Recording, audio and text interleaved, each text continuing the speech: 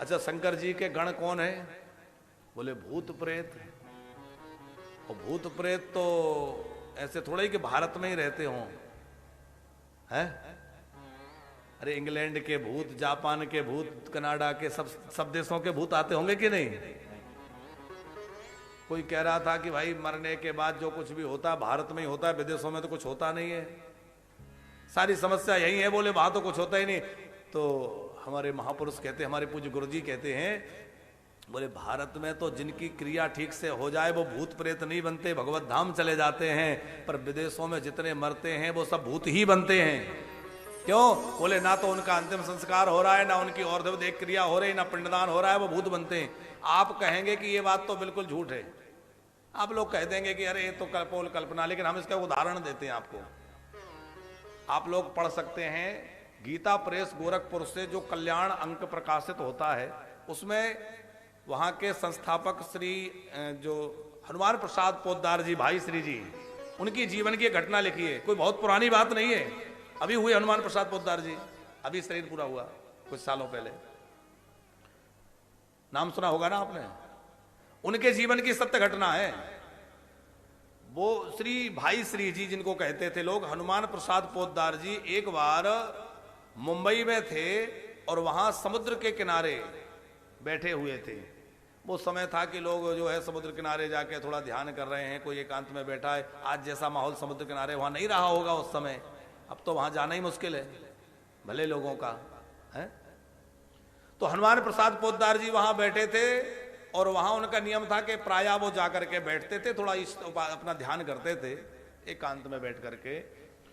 तो उन्होंने अपनी उस घटना में लिखा है कि वहां उनके पास में आकर के कोई एक व्यक्ति बैठ जाता था जो सफेद कपड़े पहने रहता था, बोलता कुछ नहीं था, आके बैठ जाता था।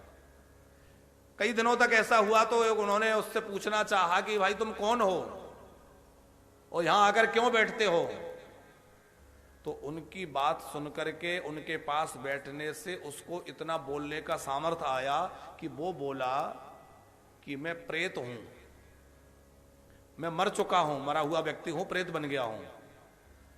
और मैं जो है अंग्रेज था। उसने पूरी बात वो लिखी, घटना लिखी है, आप पढ़ सकते हैं गीता प्रेस गोरखपुर की कल्याण अंक में, हनुमान प्रसाद जी की पोद्दार जी की घटना।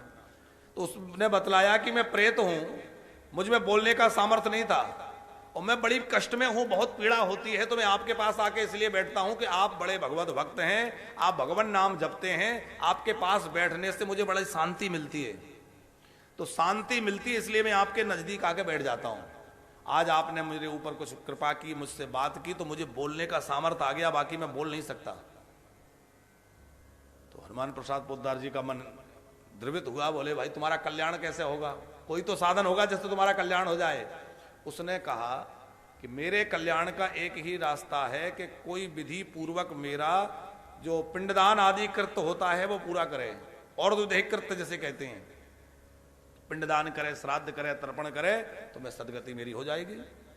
क्योंकि मरने के बाद हमारे यहाँ तो ये होता नहीं, हम तो क्रिश्चियन रहे। उसने पूरी बात कही, हमारे धर्म में तो गड़ा दिया जाता है, तो हमारा कोई वो संस्कार हुआ ना, कोई पिंडदान हुआ, और बिना वो कर्म किए चाहे कोई किसी धर्म में जन्म ले ले, बोले जब तक ये सब कर्म नहीं होगा उसका कल्याण हो ही नहीं सकता, वो सदगति को प्राप्त नहीं होगा। ये बात उस प्रेत ने उनको कही।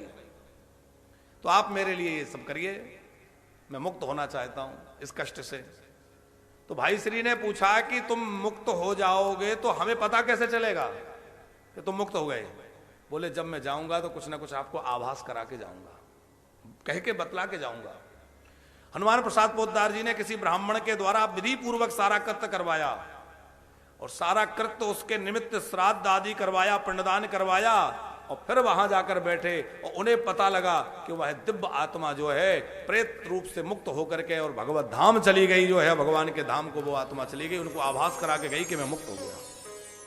ये सत्य घटना है। तो भैया भूत प्रेत तो सब जगह बनते हैं। भोले बाबा के विवाह का प्रसंग हम लोग आनंद ले रहे हैं।